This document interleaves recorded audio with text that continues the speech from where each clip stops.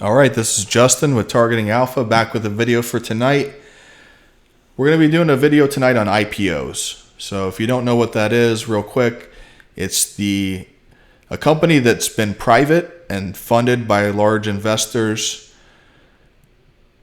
It's their initial public offering. So they're going to basically be selling shares of their company to the public to try to fund future growth and future things that they're trying to do with their company.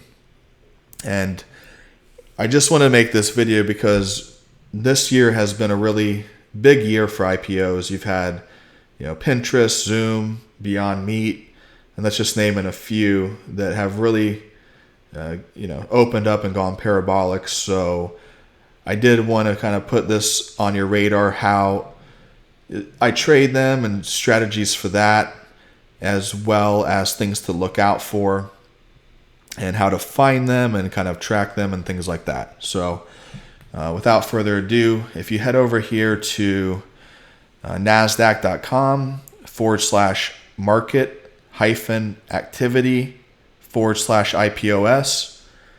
I'll link this in the description below, but I go ahead and would bookmark this to my desktop or to your web browser rather. And when you get over here, you're going to see the IPO calendar. And this first part is just the pricing of the shares. They're pricing what the company is going to be, or what each share is going to be valued at, and how many shares they're going to be selling. And then if you scroll down to upcoming, this is going to be the date that the IPO is expected. So you can see here 10/24. You had BRP. I believe they opened up today at around $16 a share. So they opened up, slightly higher than what their range of initial public offering was. And I believe they traded up to around 18. So there was a little move there before it started to kind of dump off. And as far as trading these things, guys, I mean, there's no charts to really look at. There is no charts. There's no indicators really. Really, the only way to trade these things with any kind of strategy, if you're not just buying for a long-term hold and just have done your fundamental analysis of the company and really believe in it, and have done your due diligence there, the only really way to trade these things is with price action. So I'll usually pull up a 1-minute candle and a 5-minute candle and just watch price action. Look for patterns to start to develop. Look for, sell candles or buy pressure candles. And, sometimes a good way to trade these things too, if they open up kind of without a move and they start to put in a range, sometimes I'll play a 30-minute opening range play, which is basically on your 5-minute chart. Once it puts in 30 minutes of candles, you just map a support line at the top of the range and the bottom of the range, and then just play that move to the upside or the downside. And really that goes as you trade these things, moving forward. It takes some time for these indicators to really get built up, especially if you're trading with moving averages and things like that. And, it's one of those things where it's just really volatile, but I just want to kind of speak on that a little bit. Now, if you click on this company, it's going to give you some information about how many shares, what the offer amount they're trying to raise is, where they're located, their phone number, their website. If you're going to trade in an IPO and you don't know what they're about, I recommend going to their website and at least getting that. But do your due diligence on these things, guys. So the other important thing is lockup period. So a lockup period means once this company IPOs, there's 180 days that the large investors, prior to the IPO, the private investors, they can't sell their shares. It prevents the angel investors from dumping their shares into the public. So there is that lockup period of 180 days. And I'll just pull up a chart here. If you pull up this chart on Pinterest, you can see this was that 180-day lockup. Look at that volume there. So it's a good day for liquidity if you have a large position in it. It's also can be a very sharp move down on these lockup expirations, because especially if it's really run up into that lockup period and there's not been a sell-off, man, it's a lot of times those things just dump out of the gates. With those large investors, they're just going to be like, I'm out.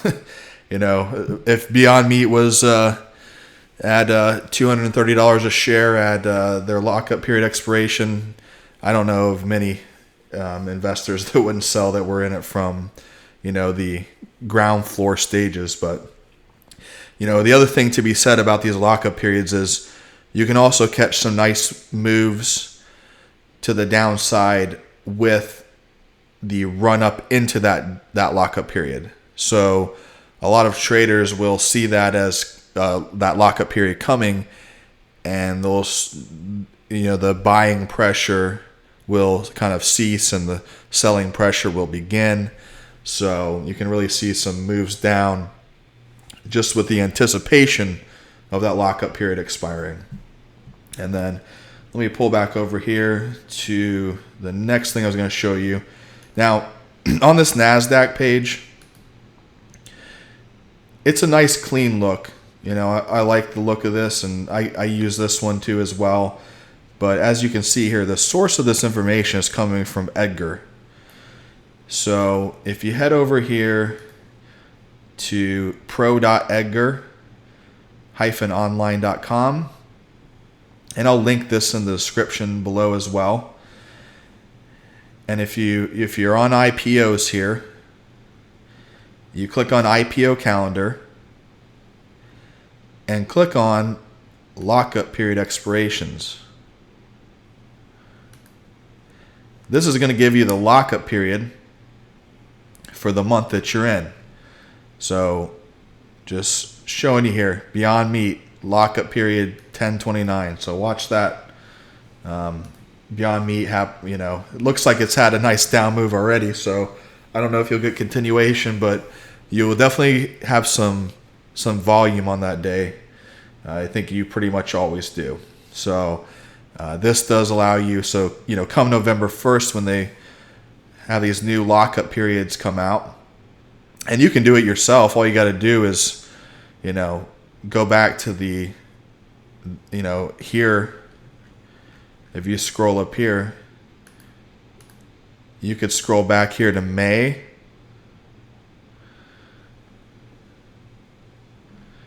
And if you roll down here to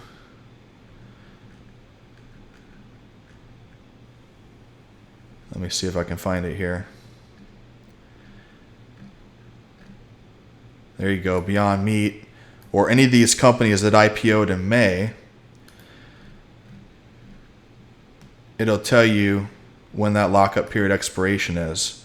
So even though this is only giving you a month here, you could move forward to June and then July and kind of track some of these lockup periods that are going to be happening in stocks that you've kind of been watching. So, but the other thing I wanted to show you on here is the quiet period expiration. So this is also important to know in the IPO. So once they register the initial public offering, they usually file that registration with certain amounts of information about the company and kind of things like that. And they will go on somewhat of a, investor roadshow a little bit. But all that information kind of has to be, they can't give new information than what was in the public registration, right? So that levels the playing field and allows everybody and all the retail investors to kind of be on the same page as far as knowing kind of what the company is, the forecast and the ideas and just all the, any type of news release that you could have or PR. It kind of gets held up for a period of 40 days. So you can see that, this is the date that it was opened, or the registration was filed rather. And then this is the expiration date of that quiet period. And on on those days, you watch for news. So just heading over here on Smile Direct. Let me see, SDC. Let's pull those guys up here.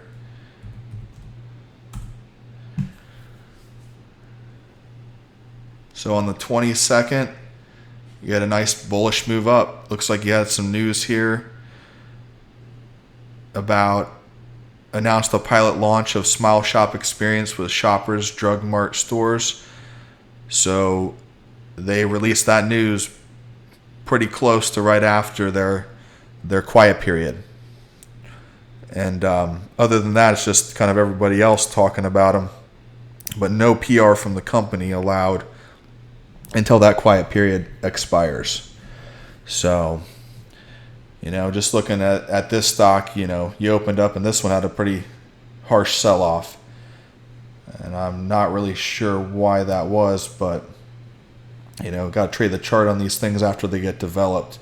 Once it gets to this point, you can start, tracking the trends, and you can see it starts to put in a Bollinger Band a little bit here.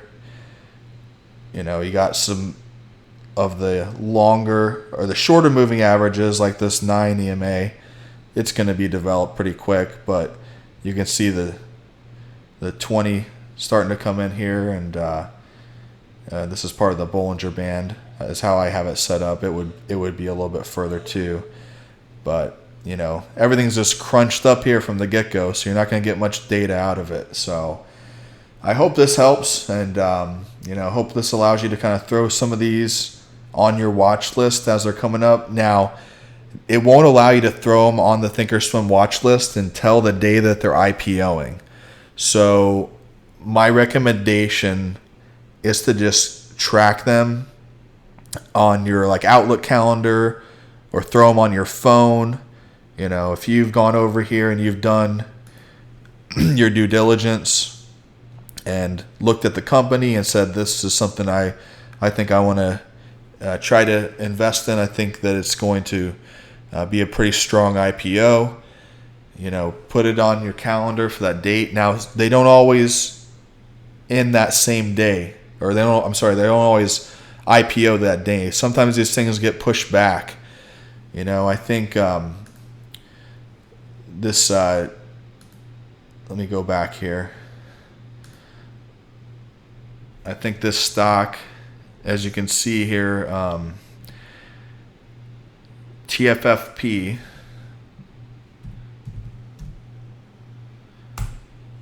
you try to pull it up and you get a little bit of news here about their public offering, but you're not getting anything on that chart. And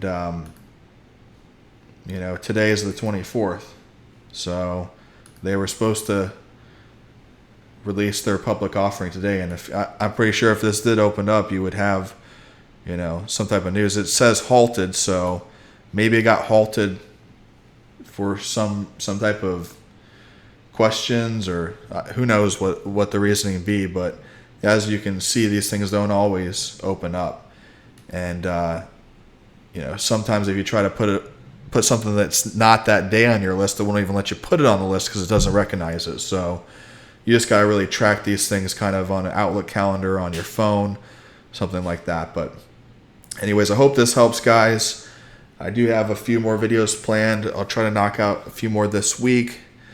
But just with the hype of all the IPOs, I wanted to kind of show you how I look at them. how I potentially trade them and how I find them and track them, and just a little bit of info that you may not have known, especially as a new investor if you are one. But hopefully you seasoned investors got something out of this. But if you do like my videos, check out some other videos that I have here, and like my video, subscribe to my channel. It helps me out to kind of bring you guys more content. I have a lot of stuff planned in the future. Comment below with some other videos you'd like to see, as far as indicators or just chart patterns, whatever. I got a lot of stuff planned, but if there's something that you're wanting to know right now, maybe I'll try to move that up on the list. So anyways, good luck on your trading tomorrow, guys. Hope you have a good day, make a lot of money, and we'll see you guys next time.